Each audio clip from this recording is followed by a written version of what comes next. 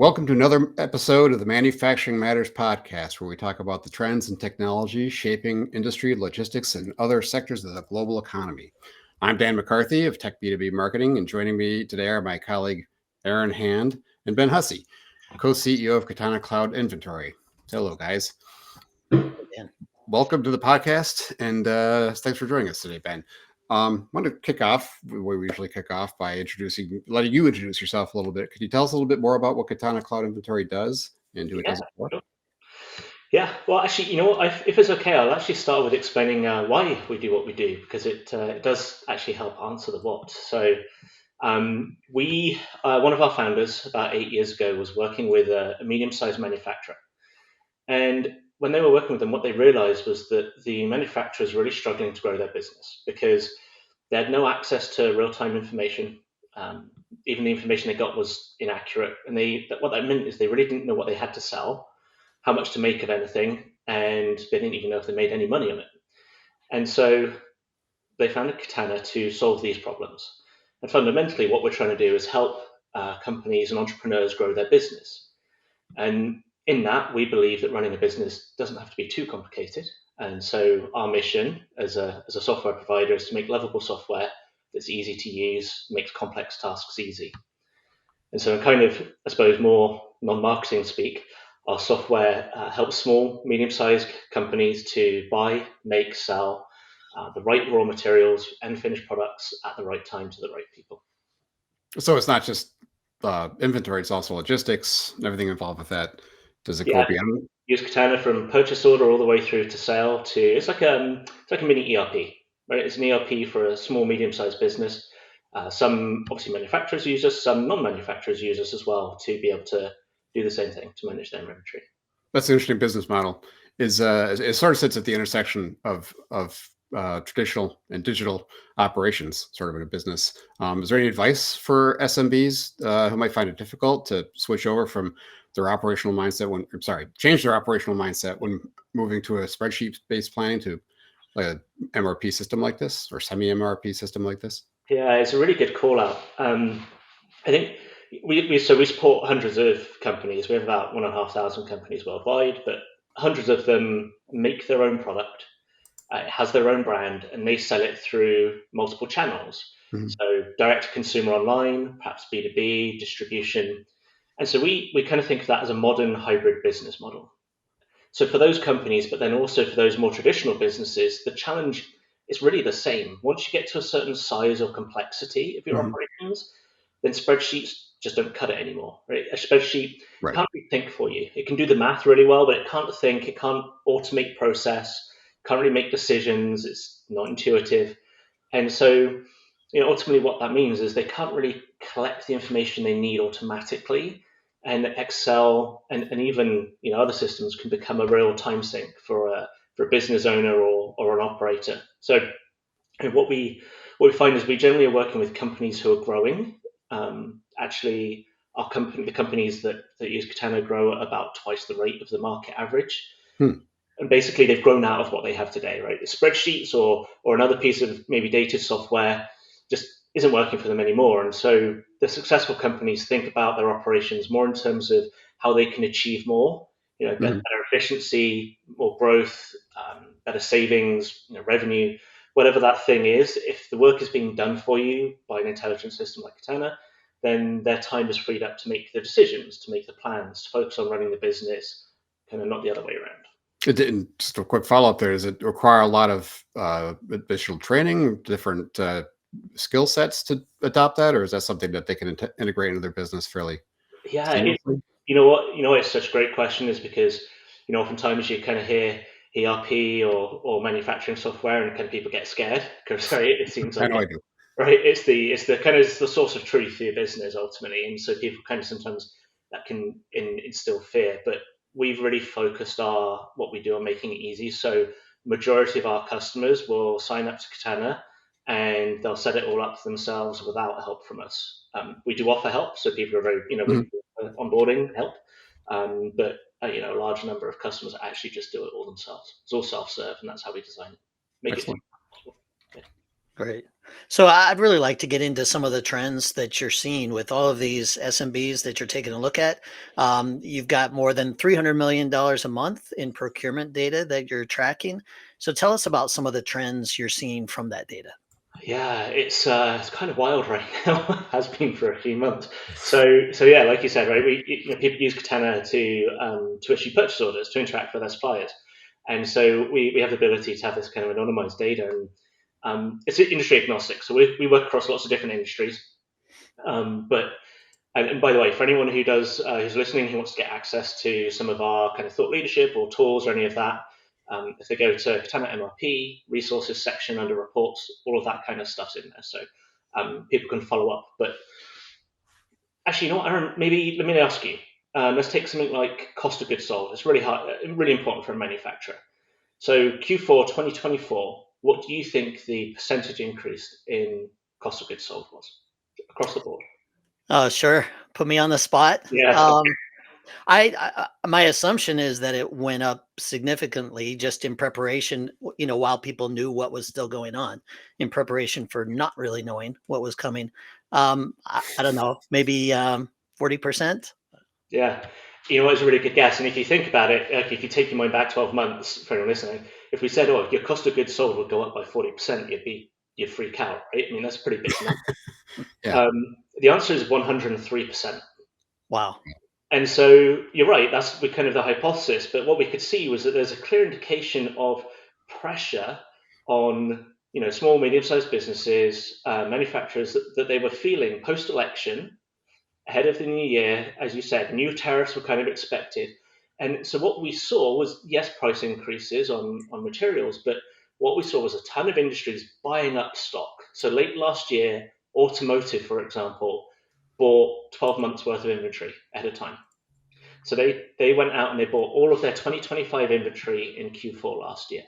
Hmm. And I think we can have a pretty good understanding as to why they did that, right? They were looking to make sure they were locking in their costs. But even if we look at more global, what we see is picture of volatility. So there's lots of US suppliers obviously have been, some have been able to hold their prices steady, but many SMBs and many manufacturers depend on overseas procurement of some kind. And what our data showed is that the average unit price of purchases increased 30% in 2025 when compared to 24. And we can break it down even further. So if we look at procurement from Canada and Mexico, we could see that purchase prices really start inching upwards month over month. So you go January to February, they went up 20%. You go to March, and they've gone up 50% since the beginning of the year. Wow. This is obviously due to the ongoing tariff talks. So, is it because suppliers were increasing prices because demand went down? Big question. Obviously, we can't really tell that answer, although we have some guesses. But it's wildly different. If we look at the UK, sorry, I get really excited about this. It's a really interesting one. So if we look at the UK, what our data shows is that that wasn't the problem in the UK. What they struggled with was companies were struggling with delivery dates. And so in April 2025, late delivery shipments grew by 18% when compared to Q1. And that trend's continuing. And so that tells us that there's supply chain issues, right? There's some delays in the supply chain. So if you're a manufacturer and you're knowing this, that should kind of probably set off a couple of alarm bells, or at least some things you want to think about in terms of your own supply chain and managing to some of those challenges. The other worrying sign, although some of the macroeconomic data that came out recently contradicts this a bit, in April we saw customer demand drop by 20% in the US from March. Mhm. Now, is that a consumer kind of confidence issue? Yeah, bit hard for us again, bit hard for us to tell, but we saw that demand really kind of start to drop off. And the other thing we did see was that the average orders were much smaller, and that makes it a bit tougher for a business really to kind of take advantage of tariff reprieves and keep stock levels steady. Right, they're having to get if demand drops, they're then dealing with an overstock problem, and if you've got overstock, obviously that's impacting your bottom line. And actually, kind of to go back to your original question, what does Katana do? That's actually one of the big things that you want an inventory management system for, right? You want to make sure that you don't have too much stock and you're leaving it on the shelf with all your money. And if you're understocked, then obviously you're leaving money on the table. And so that's kind of really what you're trying to balance. And and avoid. But these are the types of insights customers can get from our platform, and obviously the hope is they're using that to make good business decisions. There's so much going on that's huge. I think, from a consumer perspective, we have some idea that something's coming, and but it's really hard to know how everything is going to be affected, whether it's more affected by price or demand, or like delay in shipments like you're talking about. You gave us a little peek into the automotive sector in terms of them buying 12 months worth of their goods. Can you give us any other looks into other sectors like food and beverage or anything? Yeah. What? This is that the industry is actually so different. They're behaving so differently under this situation. Like there's not a blanket answer. So food and beverage is actually a really good one because of what they make, what they produce, right? So a lot of our customers are think of high-end chocolate bars, protein powders, organic energy bars, teas, coffees. And the one thing they all have in common is that there's some form of perishable nature to their inventory, right? And so what they can't do is just buy a year's worth of supply and leave it on the shelf because there'll be a ton of wastage. So what that industry is really looking to try and do is keep a pretty steady level of inventory. In April, though, we saw a sales order volume hit a record high for this industry, so higher than the peaks around the holiday season late last year. So compared to Q1, we saw 46% increase in sales orders for food and beverage. That indicates obviously customers really eager to buy. And we know this industry is growing, particularly the speciality part of it. May's trending the same way. And what was really interesting to see is lots of these companies had stocked up in early April. So in early April, there was actually a lot of back and forth with tariff announcements being expected. They saw the demand, or they expected the demand, and they actually ordered before the tariff announcements. And there was a record amount of purchase orders during the last 2 weeks of April specifically. So there was obviously a smart procurement strategy where they were getting their delivery dates closer to when they would have to ship, but they were doing the order much sooner to get advantage of that locked-in pricing. And it is unusual for this industry because these companies typically don't bet on intentional overstocking because of that wastage problem that they can run into. Right. Now, obviously, we would expect to see these elevated levels as long as the demand holds, and so far in May it is. But this contrasts so differently to someone like cosmetics. Cosmetics, it's been the opposite. There's been a steady decline since the start of the year. So lots of cosmetics companies, particularly in the US, they rely on raw materials from Mexico. And in Q4, they were pretty hard hit. Their cost of goods sold, they were in that over 100% kind of category. And so what we kind of think is that pressure combined with their limited ability to raise prices, perhaps there's a warning sign there, right? They've bought all this inventory, but demand is dropping off. They can't really, change prices. So is that an industry that's going to have some challenge later this year?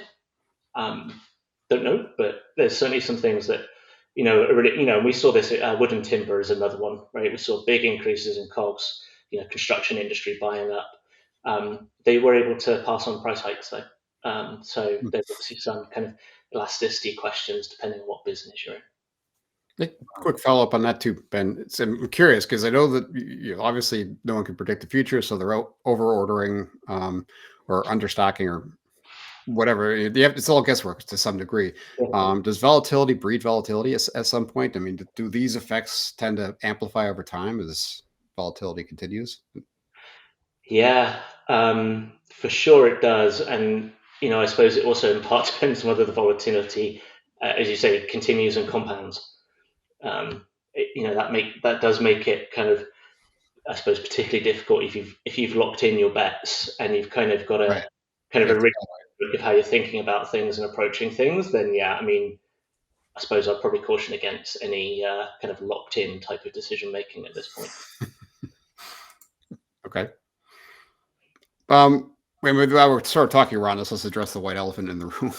Tariffs have been rapidly announced, delayed, withdrawn over the past month and a half. Has that specifically affected Katana or how it generates its real-time data? I'm curious about the actual working of the platform. Yeah. Are you geared for that as well? That sort of... Yeah, I'm kind of laughing to myself because I just remember, last week at that court ruling that was announced that tariffs need to stop, but then overridden a day later, and Another factor. Yeah. right, and then we'll see. So yeah, that uncertainty is still there.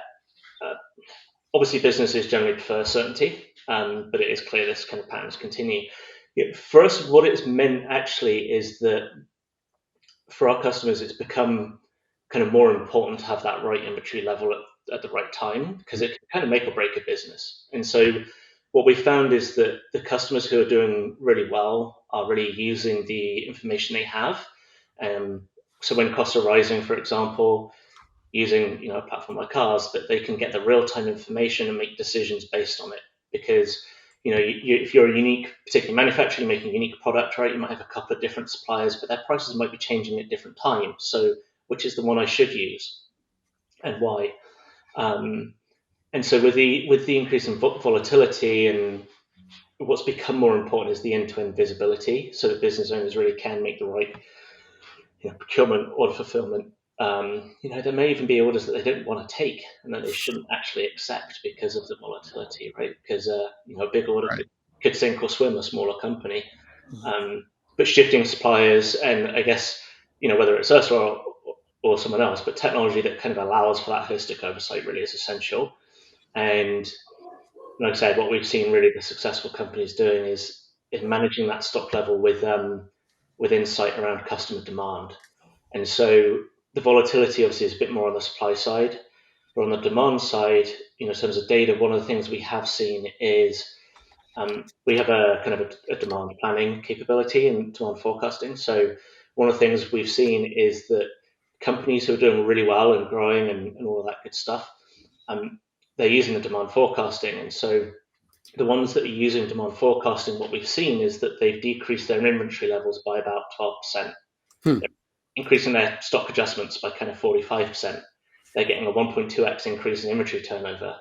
And so what that just tells us is they're being much more kind of laser focused on how they manage their inventory to solve that kind of problem of making sure they have the right stuff at the right time, even if they don't know what the actual pricing of that core material is going to be. And so for us, it's that kind of, I guess, sell more with less and maximize the efficiency of the resources. And regardless of volatility, that's how I think the successful businesses are really doing. They're managing to the volatility. Interesting. Okay. So I guess I'm just trying to get my head all around this too, because they're all different types of volatility. I think about somebody I was talking with just at the recent Automate show, and he was talking about tariffs hitting while his equipment was on the ocean. Basically, it had left Europe and hadn't made it to the US yet. Is there any way to plan for that sort of uncertainty? Yeah, it's a really tough one. I feel, yeah, it's really tough. So that exact scenario pretty challenging because, of course, mid delivery is a difficult one. But the way I would hope people look at it is you think of landed cost, right, is effectively what we're kind of getting to here. And so you've got your shipping costs and you've obviously got the tariff. So having a way to ensure that your core product material, whatever it is you're buying, that you can associate the right tariff to the right piece of that good, because the tariff doesn't come all the way in the supply chain, to your point, Aaron. And that the shipping and everything is in there so that you get the full landed cost. Because your worst case scenario is you order something and it shows up being twice the price, twice the cost. And if you know in real time what's changing and can just quickly look it up and go, oh, you know what, I'm going to not accept that good when it comes in, because you know that that's happened to it, that might be the thing that makes a big difference for you. So, for us, what we see in people using, our purchase orders is they're really able to put it at a really fine level to see the impact on inventory value, and adding tariff costs in at the right kind of applicable parts of the supply chain. They can then get their margin calculations. And this is really how businesses can stay kind of agile. And I think that's the key thing that you have to do. And this example is kind of an extreme one, but very real, right? Staying agile to ultimately, is ultimately the best approach, because that real-time visibility to the cost, to the stock levels, to where shipments are, forecasting demand accurately is how you can, prepare for those kind of potential disruptions. And doing it in that granular detail, I think, is what's really important. But of course, going back to the other question about spreadsheets, there's really good examples of something you can't do efficiently in a spreadsheet or pen and paper, right? Like Right. you need a tool that can do the work for you and give you that answer rather than you trying to have to figure it out, because that's obviously the challenge. Okay.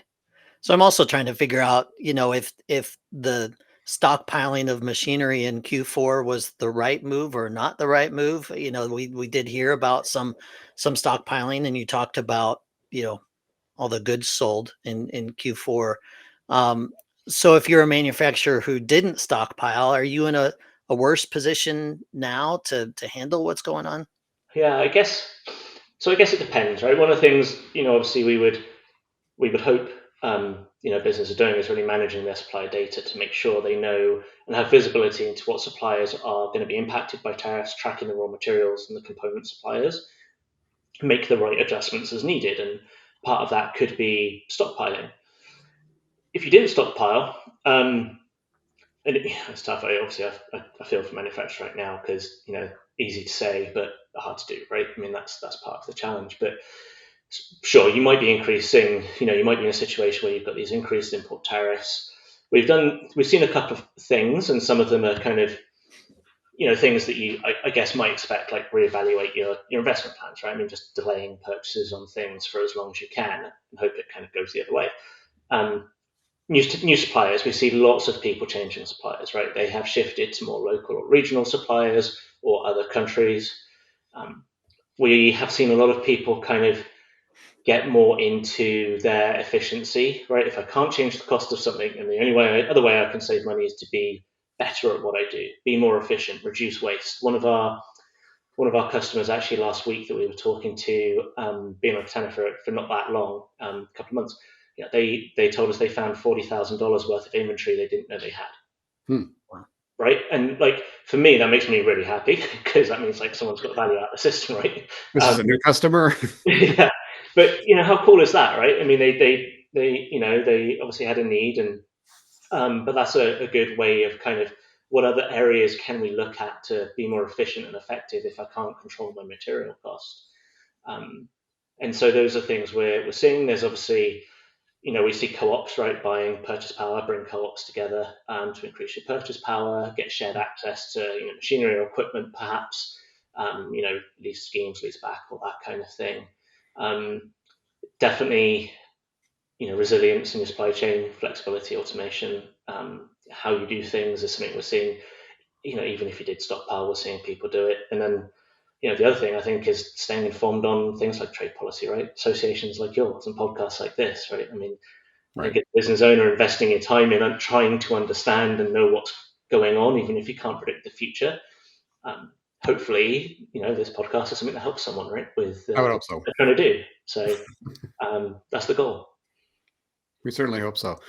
You talked a little bit about people shifting and pivoting based on their suppliers if they change the origin of their materials or goods. The optionality premium of maintaining multiple suppliers is that come under pressure where you see that people are changing their partnership or cost structures?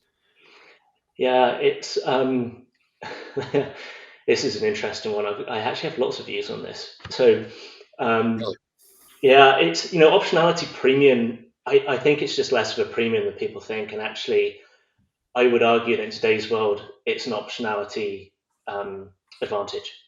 I think it's optionality is that valuable strategy that's going to help you rather than be well, I might, sure, you might pay 5% more on your overall cost because you've got several different suppliers, Mhm. but you also might save 40% because of it, because you have the optionality to switch quickly. So what we're really advising our customers to think about is, and what we're seeing is kind of several sort of smart proactive approaches. So yes, absolutely, we're seeing businesses diversify their supply base, not just relying on one region. They are managing suppliers in real time, so they'll store supplier data in Katana, and then that way, what they can do is they can quickly adapt to those real-time supply and price changes, and then they can optimize for efficiency. As I mentioned earlier, we can apply tariffs across products and Mhm. different units and components, and so that does allow a business to kind of look at their existing inventory and incoming inventory and they might want to mix and match which they pull from, right, from your P&L, because if one cost base on one set of inventory is lower and the other one is higher, perhaps you don't want to, depending on how your accounting treatment works, right, you might want to blend the inventory, you might want to do FIFO or LIFO, right? There's a bunch of different kind of treatments that you can apply if you have the right data to allow you to do it and figure out the margins. So that's another trick we've kind of seen some people use. Demand forecasting, as I mentioned earlier, is another one. Just really aligning your supply needs to the consumer behavior and the demand that's out there, and I guess try and predict future demand through having. I won't go into all detail, but I guess in Katana people put all the different kind of sales channels, like online and B2B and all the different places where they're getting orders. So that gives them that central source of truth where they can say, I know that I've got 1,000 units that I need next month, versus kind of trying to have to piece it all together from different places. And so what we found is that's really helpful for companies to really be able to figure out, okay, I can balance across my my reserve stock, reserve inventory, safety stock, all that kind of stuff.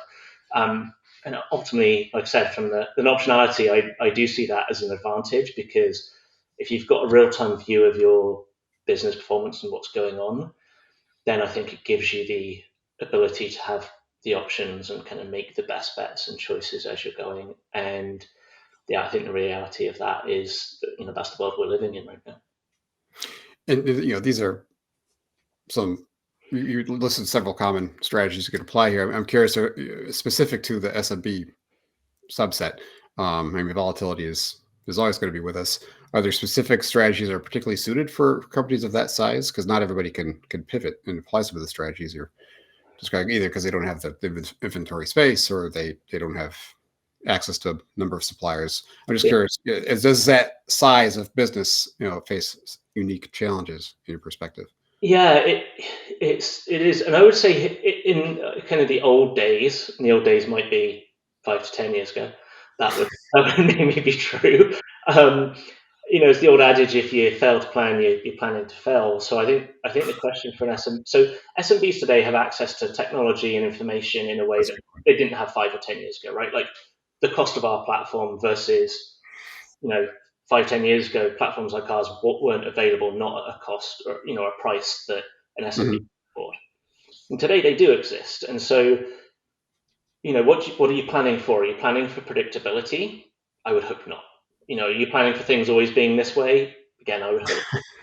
I think the last few months have shown that's not the case. And actually, COVID showed us this, right? I was working in retail and e-com at the time. And so we got the same lesson there. A retailer that could adapt quickly and shift their customer experience from in-store to online and ship to home did really well. If someone could do that and pivot within 2 or 3 weeks, they won. Those that couldn't, because they didn't know what inventory they had and where they had it, they failed, because they just couldn't get their product out of stock and into their customers' hands. So we don't know what the future holds. But I think, your question, I think, almost answered it itself, really. I think the strategy now is being nimble and being able to adapt, and I think SMBs can do that today. It is a globalized world, regardless of the trade situation. The globalization is still there. I think the technology is there to be able to help, and there are areas of predictability. Again, as I mentioned earlier, I think the demand side is kind of one of them. If you do some demand forecasting, then I think you can better understand how much you need of something, and you're not kind of guessing so much, or having to err on the side of caution and have very large amounts of safety stock, or buying a product that people want. In the old days, we called it just in time. I think we're a bit more sophisticated than that now. But making sure you're not understocked, overstocked is, ultimately, I think what an SMB needs to try and achieve. And as I say, I think in today's world, you can absolutely do that. Great. So, we've tried to really focus in, since we are manufacturing matters. We try to focus in on what's going to matter most to manufacturers. But is there anything we missed? Anything you want to make sure to get out there? I think one of the things regardless of what business you're in, and regardless of how difficult things are for you, I suppose I'd encourage any business owner to take a few minutes and to kind of take a step back, as it were, from the the possible madness, and invest the time to do a little bit of research and thinking, and kind of understand where where the problems really are, and then ultimately make decisions on what you can do about them. And like I said, I think there is a great deal of opportunity in the efficiency effectiveness process of how you do things, as there is in the I need to find a new supplier that's 5% cheaper. Yes, that's a thing, but Dan, to the other question you just asked, right? Like it's not just about how much does something cost. It's about your efficiency and effectiveness of taking that and then putting it through your machine and getting it out the door. And I think again, use technology can help you with that. There's lots of things that can help, but doing that kind of homework to figure out those things, I think people would be very surprised at just how much of a difference that can make. Great. Excellent. Way to end up on a positive note. Well, Ben, thank you. I don't, your time is precious. We don't want to keep you much longer, but big thank you to you, Katana Cloud Inventory, for joining us today. If you have any questions for Ben, feel free to post them to the Manufacturing Matters, to our LinkedIn, or to Manufacturing Matters website, which is manufacturing-matters.com. Be able to see this ad demand once it's posted. And for anyone wishing to be in the loop on upcoming conversations about automation, please follow us on LinkedIn. And thanks for joining us today. Thanks, Dan. Thanks, Aaron. Thank you.